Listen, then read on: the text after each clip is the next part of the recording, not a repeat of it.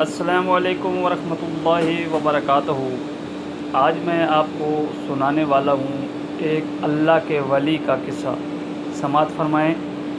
پیر پٹھان سرکار رحمۃ اللہ علیہ حضرت خواجہ سلیمان تونسی رحمۃ اللہ علیہ اپنے زمانہ مبارک میں ایک دن حجام سے اپنے سر مبارک کے بال استرے سے صاف کروا رہے تھے کہ حجام نے آدھے سر کے بال صاف کیے اور پھر اچانک زور زور سے رونے لگ گیا، اور آپ نے پیچھے مڑ کر اس سے وجہ دریافت کی۔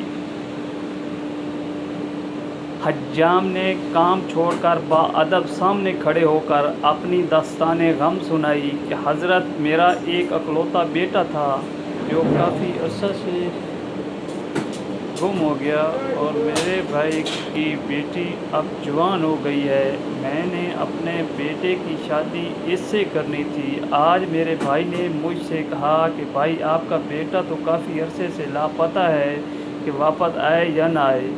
مجھے اس کی یہ بات یاد آئی جس کی وجہ سے مجھے رونا آ گیا کہ اگر آج میرا بیٹا ہوتا تو میری بھتیجی گھر میں رہتی۔ آج شام کو میں نے اپنے بھائی کو جواب دینا ہے، اس لیے بہت پریشان ہوں۔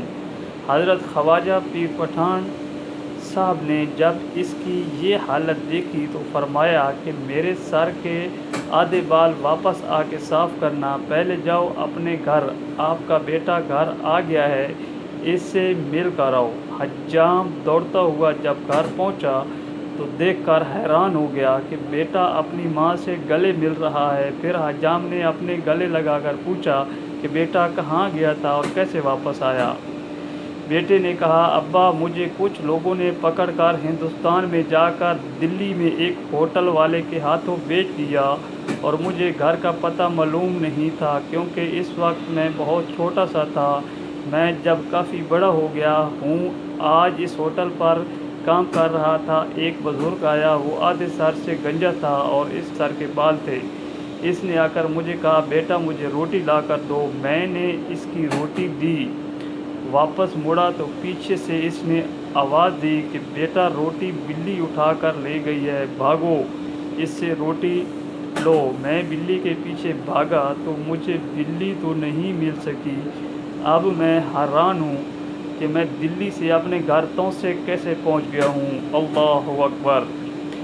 اب جب حجام اپنے بیٹے کو ساتھ لیے ہوئے جب دکان پر پہنچا تو سامنے حضرت خواجہ پیر پٹھان صاحب بیٹھے مسکرا رہے تھے، تو اس نے بیٹے سے کہا ابا جان یہ وہی شخص ہے، یہ ہے اللہ والوں کی شان، اور جو منکر ہیں اولیاء کرام اور اپنے حال پر رحم کریں۔ جو اولیاء اللہ کے بغض دلوں میں رکھ کے بیٹھے ہیں اس کو نکال پھینک دو۔ نگاہ ولی میں وہ تصویر دیکھی، بدلتی ہزاروں کی تقدیر دیکھی۔ اللہ